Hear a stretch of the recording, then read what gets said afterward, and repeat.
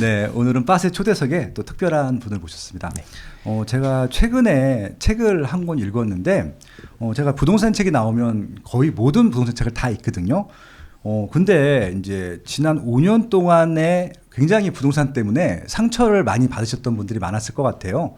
시세가 너무 많이 올라서, 혹은 이제 그동안 부동산을 살 수 있었는데 사지 못해서 뭐 벼락거지라는 말이 있을 정도로 격차가 또 많이 벌어진 분들도 상처를 많이 받았을 것 같고, 특히 2030 같은 경우는 기성세대라고 하는 40, 50 분들한테 기회를 뺏겨서 우리는 더 이상 뭐 부동산을 구매할 수 없다, 이런 또 상대적인 박탈감을 느끼시는 분들도 많다고 들었습니다. 이런 좀 어수선한 분위기에서 이제 윤석열 정부가 들어서게 됐고요. 이 상황에서 그럼 우리는 무엇을 해야 될 것인가? 저도 이런 고민들이 굉장히 많은데요.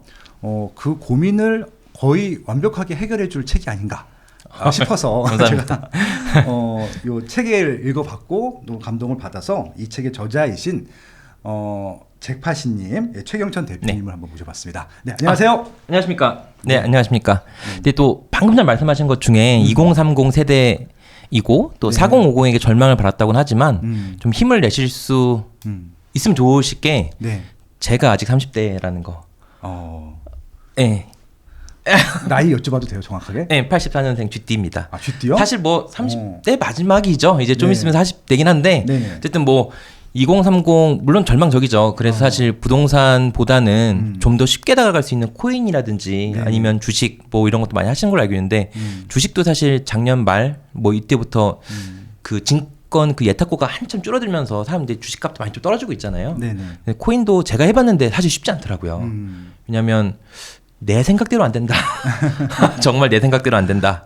그래서 저도 요 책에도 이제 주식 얘기, 코인 얘기 잠깐 넣긴 했는데 네. 저도 해보니까 안 되더라고요. 네, 그래서 저는 부동산이 그래도 제일 안정적인 네. 거라 생각하고 부동산을 지금 10년째 투자하고 있습니다.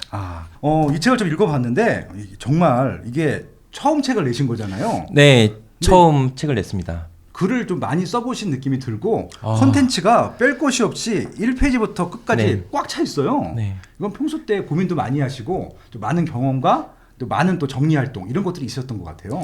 네, 그거는 말씀하신 게 딱 맞는 것 같아요. 그래서 오히려 이 책에 제가 가지고 있는 노하우를 정말 다 넣었거든요. 네네. 그러니까 부동산 투자자가 사실 그렇게 하기가 쉽지가 않아요. 왜냐하면 내 노하우를 다 알려줘 버리면 네.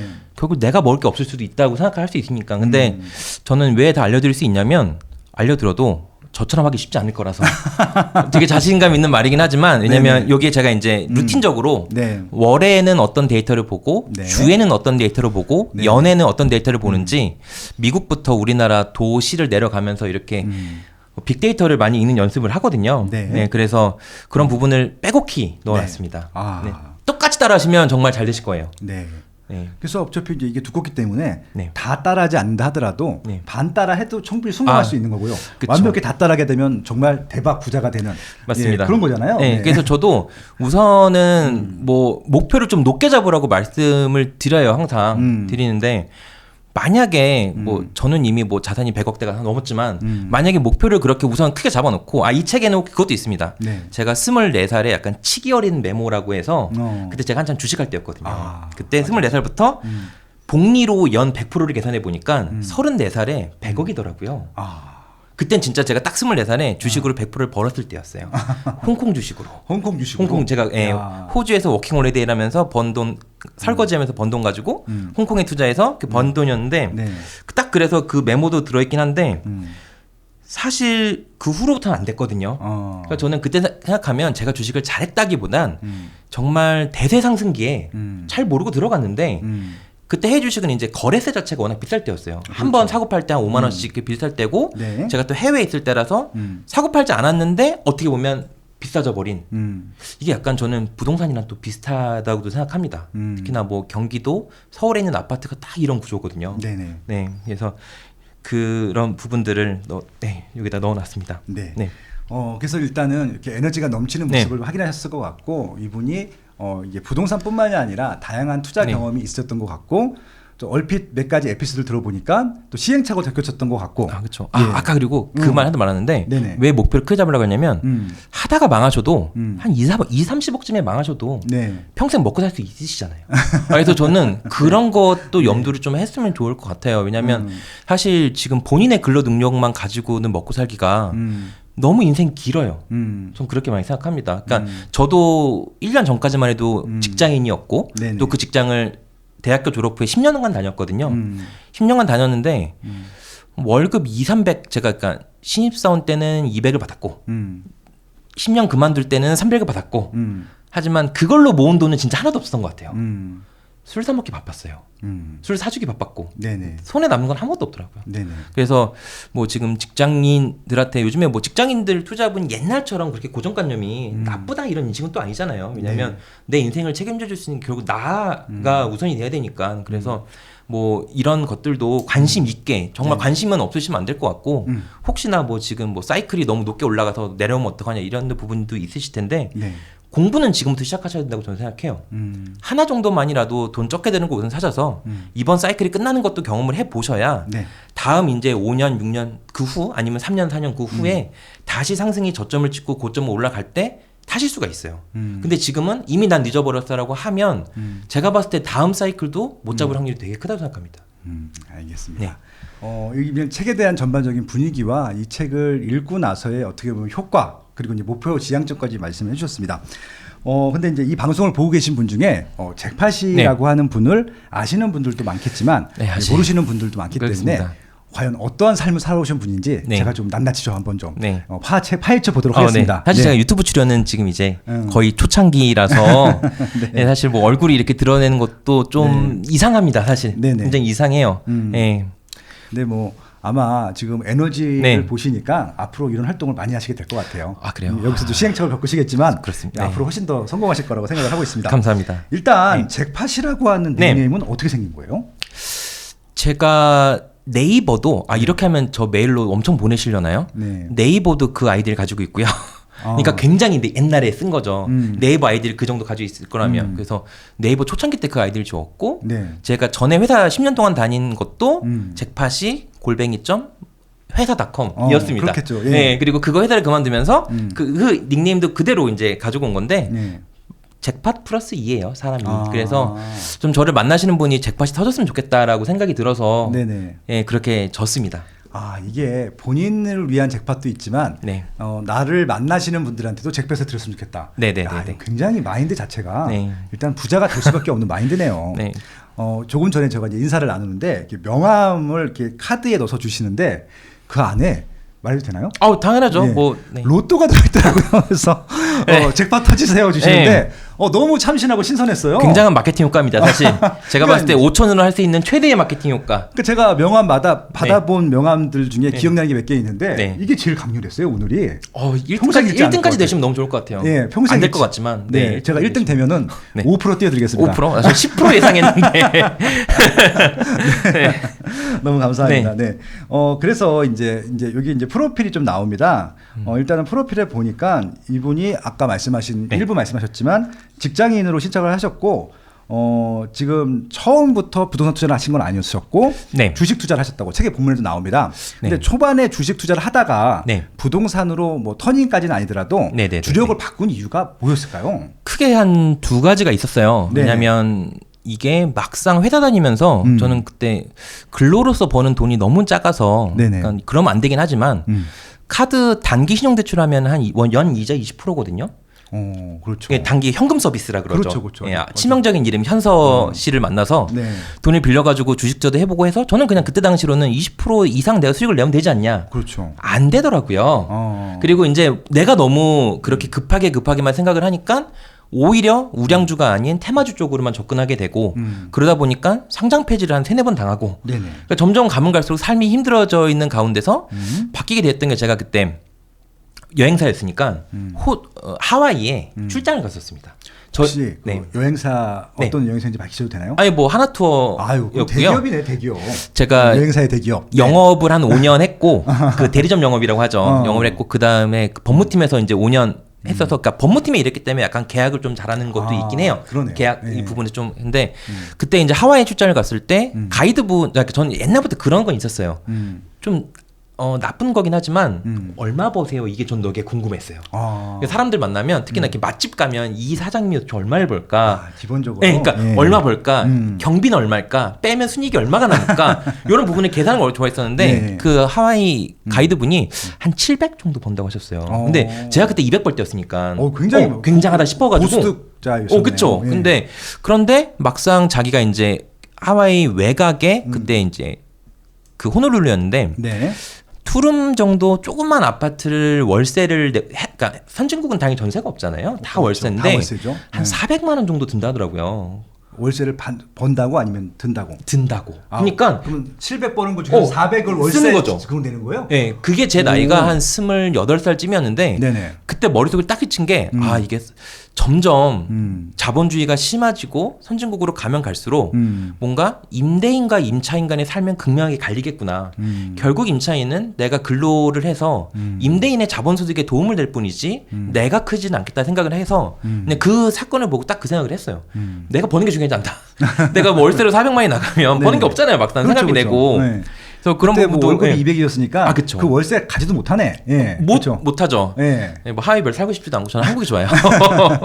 네네. 네, 그래서 그 사건과 동시에 이제 겹쳤던 게 제가 주식 아까 상장 폐지 당했다고 했잖아요. 그렇죠, 그렇죠. 그게 이제 신일 해피트리라는 건설 아파트를 만드는 신일 건업이라는 곳이었는데 네. 제가 400만 원을 날렸어요. 넣었는데 이제 90% 상장 폐지니까 정리매매로 되더라고요. 근데 그 명세서가 제가 살고 있는 자취방이 아니라 평택에 저희 부모님한테 갔어요. 아직도 미스테리입니다. 왜 거기 갔는지 미스테리인데 정말 그래서 저는 딱 문자 받자마자 너무 깜짝 놀라가지고 지울 정도로 아이고. 그러니까 어머니 입장에서는 그런 거죠. 그러니까 뭔가 본인 입장에서는 정말 힘들게 사시고 하는데 네네. 내 애가 하는 꼬라지가 그렇게 주식 투자해놓고 90%를 말아먹고 상장 폐지 당하고 그러니까 어떻게 보면 어머니 입장에서 미래가 안 보였을 것 같긴 해요. 애가 직장인이라는데 그래서 문자를 보낸과 동시에 이제는 나도 할 만큼 해봤고 안 되는 걸 알면 저는 어렸을 때 주식을 되게 잘한 줄 알고 있었거든요. 네. 왜냐면 어렸을 때 뭐 이렇게 뭐 공부도 좀 해보고 잘한 줄 알았었는데 아니었다 라는 판단을 하고 그때 딱 부동산으로 넘은 게 28살이었습니다. 그때부터 지금까지 지금 제가 39이니까 10년이잖아요. 네. 1년에 4채씩은 무조건 샀던 것 같아요. 28부터? 네. 그 이유는 딱 간단해요. 그러니까 우리가 계약을 하고 잔금까지 하면 보통 우리가 3개월 잡잖아요. 3개월을 잡으면 1년에 4번만 하면 계약 기간이 아닌 날은 없어요.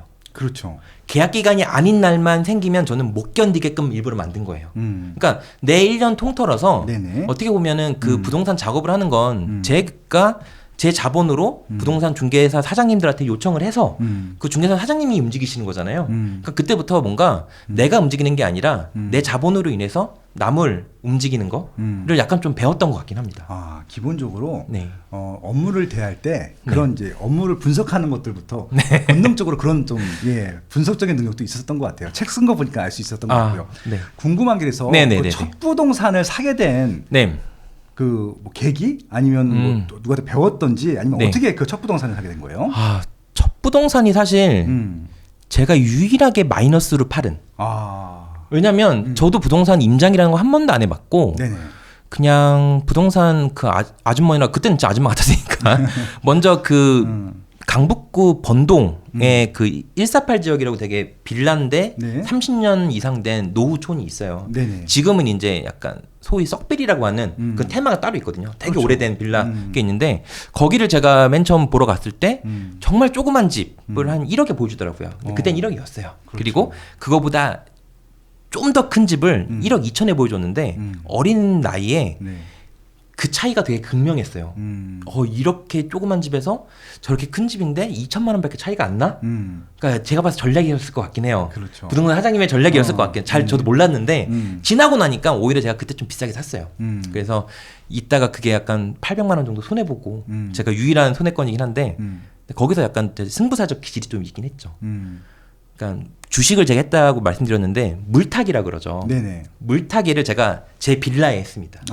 어떻게요? 저는 1억 2천에 빌라가 원래 3층짜리면 2층이 제일 비싸거든요. 그렇죠. 네. 왜냐면 꼭대기층은 오히려 아니고 지하도 아니고 그다음에 2층 제일 비싸고 1층이 그다음 비싸고. 네네. 저는 1층을 1억 2천에 샀는데 2층이 1억에 나온 거예요. 오. 그래서 100만 원 깎아서 9,900에 사서 네. 2년 있다가 한 1억 3천에 판 것 같아요. 아. 제가 그래서 남들한테 지금까지 한 번도 손해 본 적이 없다고 얘기하는 거는 그 건물 전체를 얘기하는 겁니다.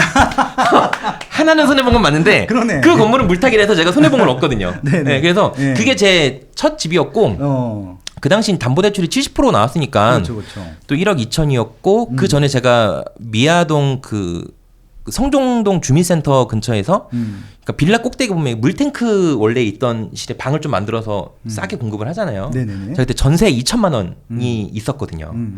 그 전세 2천만 원 가지고 첫 집을 산 거죠, 사실은. 그러니까 첫 집을 빨리 사는 것도 좀 굉장히 중요하다 생각하는 게 저한테 이제 질문이나 뭐 이런 거 하시는 분들을 보면 네네.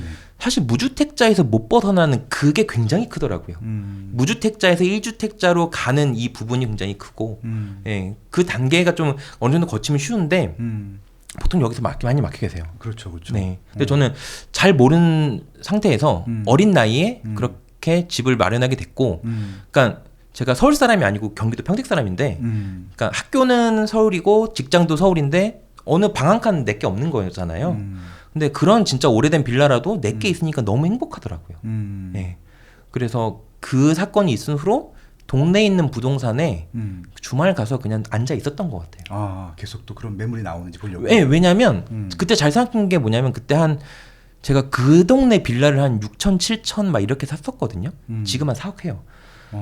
근데 그때 당시로는 머릿속에 무슨 계산이 있었냐면 그러니까 그 월세 계산 있죠. 만약에 내가 1억짜리 집이 빌라를 봤으면 70%가 담보대출 나올 거라는 건 이미 알고 있었고 그러면 또 월세입자의 보증금 1,000이나 2천만 원을 잡게 되면 내가 실제 투자하는 건 해봤자 1,000만 원 그러네. 아니면 2천만 원 이렇게 해서 월세 수익하는 거를 먼저 생각을 했었고요. 네. 아니면 돈이 진짜 없다라고 하면 내가 1억에 사서 1억에 전세를 줄 수 있는 집이 있을까?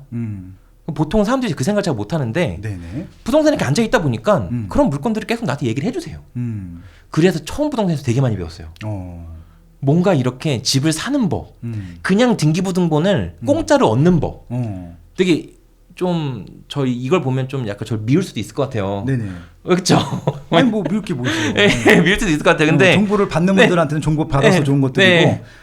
그리고 뭐 미울 수 있는 분들은 그렇게 안 해왔는데 그렇게 하라고 요청 받을 수 있는 중개업자분들은 싫을 수 있는데 뭐 고객 확보 차원에서는 그건 좀 서비스가 그래서 필요하니까. 그렇게 하다 보니까 이제 그 동네 제가 한 4채를 샀고. 그 강북구 번동? 네, 번동 148 두 개랑 그 옆에 이제 미아 258 지역이라고 또 비슷한 빌라촌이 있어요. 지금은 유명한 번지로 딱 나오네. 네, 유명한 데가 딱 있는데 예. 그때 당시로 이제 제가 회사 보니까 저도 벽에 막힌 게 뭐냐면 4채 이상부터는 담보대출 안 해주더라고요. 그러면 담보대출을 해주는 데가 뭘까 싶어서 찾아본 게 경매였어요. 제가 그래서 우연하게 경매라는 걸 알게 되고 처음 경매로 투자를 시작한 거예요. 그 이후로 이제. 그래서 사실 지금 정권은 이미 거의 끝나가긴 하지만 이전 그 박근혜 정권 때는 경매만 제가 한 4년 했습니다. 네. 근데 또 이것도 근데 굉장히 투자자라는 게 상황에 따라서 바뀌어야 되잖아요.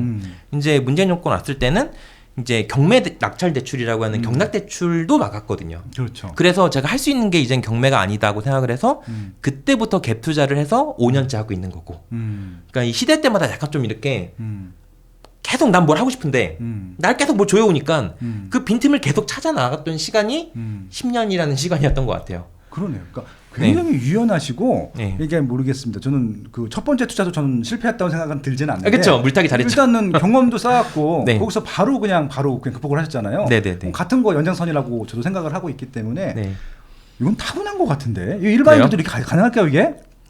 제가 그래서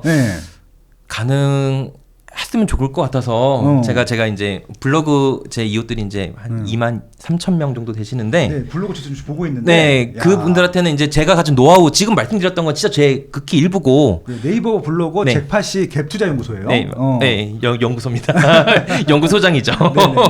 근데 그거를 이제 저는 최대한 정말 숨기는 거 없이 다 알려주고 싶은 게 제 마음이고 해서 알려드립니다. 네. 네, 그리고 그것까지도 하고 가끔 강의도 하고 이럴 때 알려는 드리는데 사실 이게 내가 이거를 막상 하면 진짜 될까 이런 부분이 있을 거예요. 근데 저도 물론 어려운 거라고 생각은 해요. 다만 개 중에 하시는 분이 있으세요. 그렇죠. 신기하게도 제가 똑같이 글을 써드리고 전 그 사람한테 뭐 1대 상담도 전화도 뭐 이렇게 따로 연락도 한 것도 아니고 한데도 제 블로그만 보고도 벌써 10주 대차, 20주 대차 그러니까 제 블로그 생긴 게 15개월밖에 안 되거든요.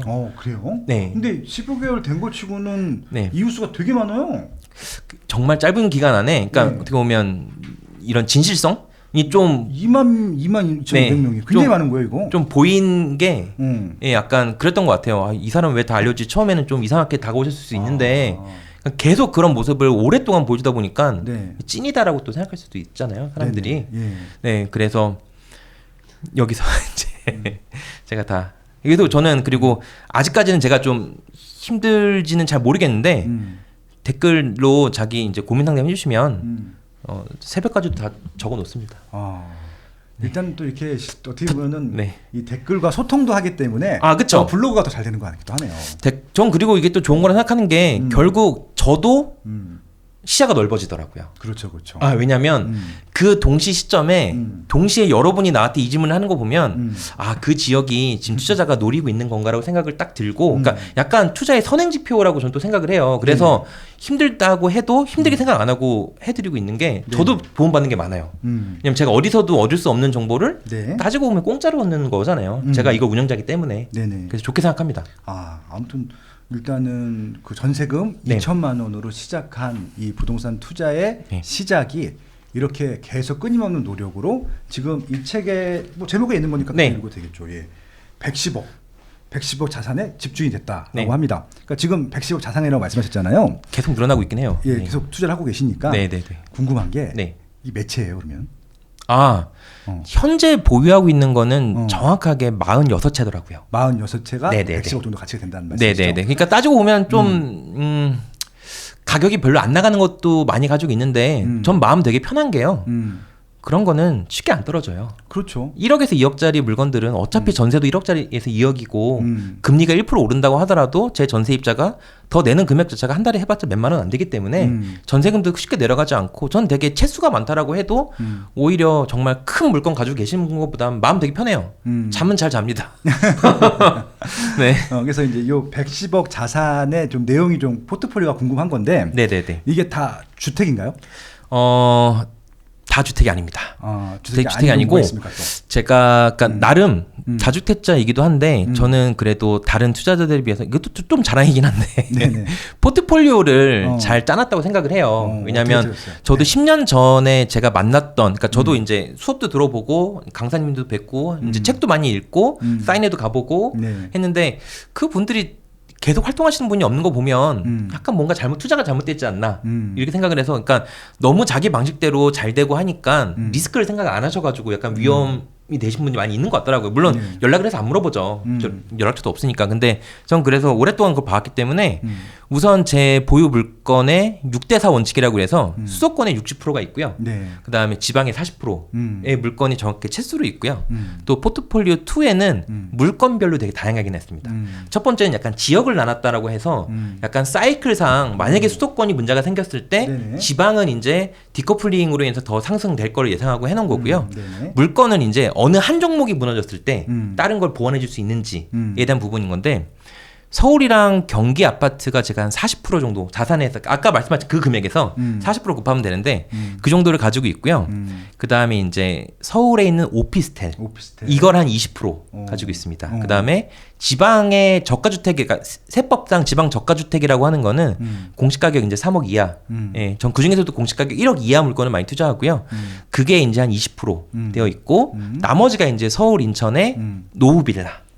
예, 노후 빌라는 썩히면 썩힐수록 언젠간 빛을 보더라고요.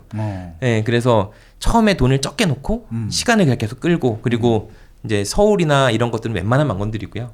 지방은 이제 2년 정도 기본 세율 되면 팔아가지고 다시 서울 수도권을 올리고 네, 이런 작업을 하고 있습니다. 그리고 또 마지막 포트폴리오가 제가 갭 투자를 한다고 해서 진짜 무리하게 이렇게 뭐 힘들게 한다고 생각을 하실 수도 있는데 오히려 현금 순환을 저는 되게 중요하게 생각하거든요. 아, 현금 순환. 네. 네네. 왜냐하면 결국에는 부동산을 한다는 거는 내가 네. 매매 사업자든 임대 사업자든 사업자인 거고 그렇죠. 사업자 입장에서 현금이 막혀버리면 끝이잖아요. 피가 안 그렇죠. 통하는 거니까. 네. 더군다나 전업이면은 그렇죠. 당장 우리 먹고 살 돈이 나와요. 생활비가 나와야 되니까. 맞습니다. 그렇죠. 예. 네, 맞습니다. 음. 그 이제 전세를 제가 이제 거의 기본 바탕은 맞는데요. 네. 최근 한 2년 전, 1년 전부터는 월세화로 다 시키고 있어요. 네. 그러니까 간단해요. 만약에 전세 같은 경우 만약 그 경기도 아파트가 만약에 제가 한 2년 4년 전에 전세 2억으로 줬다라고 하면 지금 한 3억에서 3억 5천 전세까지 이렇게 올랐거든요. 네네.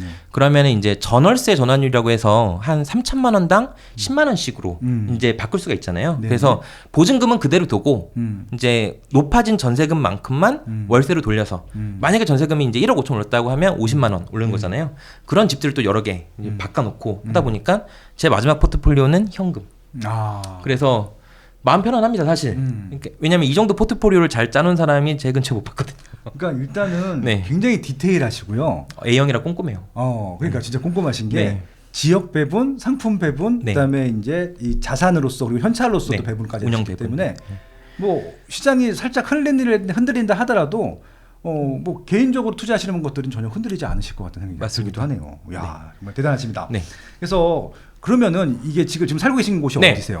저는 그 와이프 직장 때문에 네. 원주에 살고 있고요. 아, 원주 살고 사실 계시구나. 그 아까 회사 잘린 얘기도 했는데 제가 그때 그만두고 싶기도 했어요. 왜냐면 원주에서 제가 그때 회사가 종각이었거든요. 출퇴근을 6개월 했어요. 원주에서 종각까지 어떻게 출퇴근하신 거예요? 차를 갖고 다니시는 거예요? 아니면 버스 타고 다니시는 그때가 거예요? 네. 이제 그 KTX가 있으니까 원주 그 만종역 전에 그때 까치동지에 알탕 먹으러 오셨었잖아요. 제가 어떻게 하셨어요, 제? 저 블로그도 영탐합니다. 제가 가끔 좋아요 몇 개 눌러드렸는데 네네. 저한테 연락 안 오셔가지고 네네. 제가 아직은 아닌가 보다 싶었는데 그래서 그 통닭집 이게 약간 상표 얘기해도 애매하잖아요. 야, 이 대조 뭐 그렇죠. 개인 방송인데 그 예. 통닭집 거기도 좋아하고요. 알탕집 거기도 굉장히 좋아합니다. 그래서 오신 거 그러니까 원주에서 이제 청량리까지 KTX가 갈 그렇죠. 수 있고요. 맞아요. 예. 청량리에서 1호선으로 종각 갈아타서 맞죠. 이렇던 와 그렇게 한번 6개월 해보니까 이거는 삶이 사는 게 아니더라고요. 그렇죠. 오면서 가면서 이게 네. 진이 빠져요. 너무 힘들어요. 예. 저 또 술 먹는 거 좋아해서 원주에서 못 내려서 잠깐 눈 뜨면 아이고. 강릉이거나 그러니까요. 어떻게? 중간에 여기 없어요. 둔내, 평창 이런 데잖아. 둔내. 제가 한번 둔내에 내려서 아무것도 없을 텐데 그럼. 택시 타고 15만 원 내고 원주에 간 적도 있어요. 그래서 와이프가 그러더라고요. 그럴 바에는 모텔에 4만 원짜리 자고 오지. 그러니까. 온다고. 근데 제가 신혼이었으니까 지금도 신혼이긴 한데 네네. 가곤 있는데 어쨌든 그런 거 생각하면 또 좋은 추억 같네요. 근데 또 네. 생각해 보니까 그랬었습니다. 그래서 그렇게 그만뒀죠. 그러니까 이거는 출퇴근했었어요. 또 직장을 그만둘 수밖에 없는 또 네. 운명이기도 했었네 보니까. 제 직장보다는 네. 와이프 쪽으로 가는 게 낫다라고 무조건 생각했고 직장 근처여야 되고 그쵸. 그 직장은 와이프 직장이어야 네, 돼요. 그렇죠. 맞아요. 그래야 와이프가 스트레스를 안 부리고. 그럼요. 네. 약간 그래서 전 또 약간 말씀하셨던 것처럼 사이드라고 하긴 뭐한 지금은 제 전업이 된 네. 그런 것들이 어느 정도 좀 연글때였어요. 음. 사실은 이렇게 될 거라고는 생각은 안 했고 저도 그러니까 모든 투자자분들 또는 지금 뭐 부동산이 워낙 잘 됐기 때문에 네네. 유명한 강사라던가 아니면 책 저자라던가 이렇게 네. 생겨나시는데 그렇죠.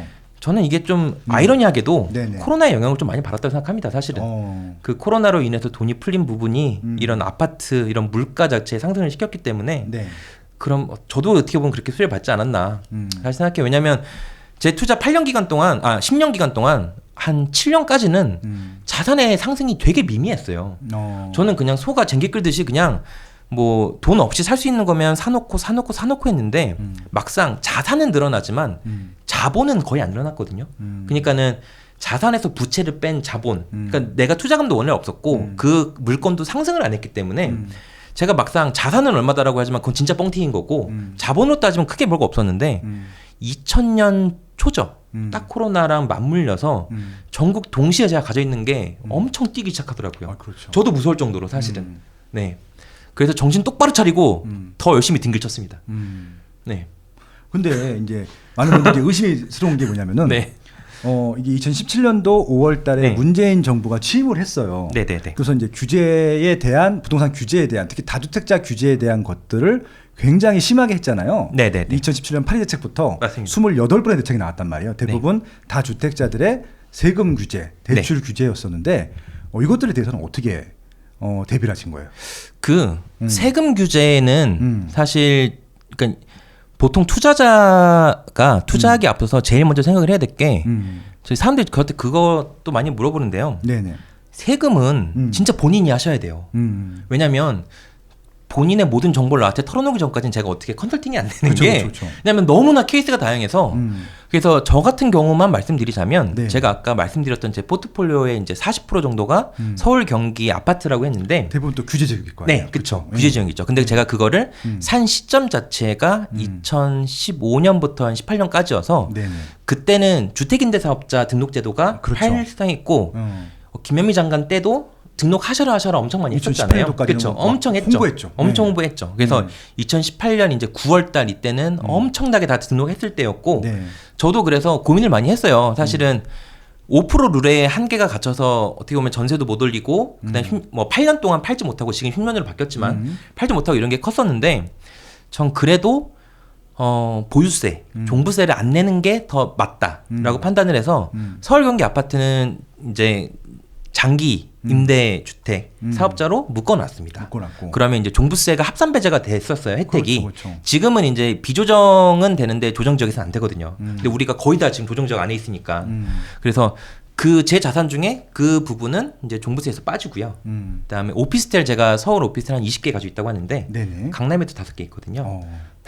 그래서 그런 것들은 오피스텔이 그 공부상은 근린생활 시설이라서 그렇죠. 사실 걔네는 주택으로 들어가지 않고 상가로 들어가거든요. 상가죠. 상가는 종부세는 주택의 합산만 이루어지기 때문에 기본적 원칙적으로는 종부세 합산 대상이 아니에요. 애초에 해당 사항이 없어요. 다만 이제 주택임대 사업자라든지 아니면 재산대 변동 신고서를 통해서 바꿔놨을 때만 이제 주거로 들어와서 종부세 합산이 되게 되는데 저 같은 경우는 다 상가용 재산세를 내는 거를 보유하고 있기 때문에 또 한 20%가 종부세에서 빠져버립니다. 그럼 저에게 남아있는 거는 지방 저가주택 1억 이하나 아니면 서울 인천에 있는 노후 빌라인데 걔네는 공시 가격이 되게 낮아요. 네. 낮기 때문에 많이 뭉쳐봐도 제 자산에서 종부세 이거밖에 안 내? 라고 할 정도로 낼만 합니다. 요즘엔 또 분납제도도 있잖아요. 그렇죠. 12월에 반, 6월에 반 이렇게 네네. 내고 있죠. 네네. 네. 그래서 저는 이 세금 자체는 제가 처음부터 계획을 좀 한 거였어요. 왜냐하면 정말 다주택자, 그러니까 매체 4개, 5개가 아니라 저도 한 4, 50개, 100개가 되고 싶은데 네네. 이걸 어떻게 하면 내가 안정적으로 굴리면서 갈 수 있을까 생각을 해봤을 때 그러면 종부세에 약간 해당을 안 하는 부분들은 좀 이렇게 사놔도 등록을 하고 떼기도 하고 해보자. 라고 해서 지금은 세금 영향은 크게 없고요.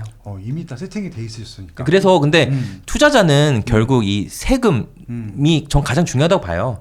또 세법은 생물이라서 사실 살아있는 거고 그렇죠. 이 부동산의 사이클에 따라서 얘네 풀어주기도 하고 조이기도 하고 바뀌거든요. 그렇죠. 그러니까 부동산 투자자가 어느 때는 적폐가 됐다가 어느 때는 애국자가 또 될 수도 있잖아요. 그럼 그거는 때는 또 그렇죠. 애국자였죠. 네. 그러니까 이런 부분들이 다 있기 때문에 예, 저는 그 사항에 봐서 세법상 약간 요게 빈틈. 전 이것만 항상 찾았습니다. 네. 알겠습니다. 근데 이제 지금 주택임대 사업자 중에서 네. 아파트 등록은 이제 안 되잖아요. 안 되죠. 근데 네. 이번 이제 윤석열 정부에서는 다시 부활을 시키겠다라고는 공약에는 있긴 했어요. 네네. 60제곱미터 이하는 이제 59가 25평 계단식 뭐 이렇게 되잖아요. 그러니까는 그게 만약에 부활이 된다라면 네. 똑같이 저와 같은 포트폴리오도 이제 가능은 하죠. 그렇죠. 네. 근데 그게 될지 안 될지는 지켜봐야겠죠.